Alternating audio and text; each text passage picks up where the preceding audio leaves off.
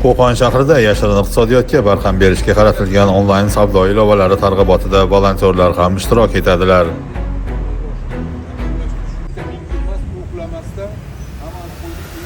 Qo'qon shahar hokimi Ma'rufjon Usmonov sanoat bozorlari, ichki ishlar, milliy gvardiya, soliq idorasi va ta'lim muassasalari mutasaddilari bilan muloqotda bo'lib, sanoat bozorlarida faoliyat olib borayotgan barcha tadbirkorlarni qonuniy ish yuritishini ta'minlash, bozorlar faoliyatini to'liq raqamlashtirish va shaffof tizimni joriy etish yuzasidan vazifalar belgilab berdi. Ayni paytda ayrim tadbirkorlar ilovalarni o'rnatib olgan bo'lsa-da, qilgan savdolarini kiritmagani aniqlandi. Shuning uchun volontyorlar ilovalar yuzasidan tushuntirish berib, bozorlar hududida kun davomida amalga oshirilayotgan savdolar to'liq ilovalarga kiritishiga ko'maklashadi, dedi shu jumladan Ma'rufjon Usmonov.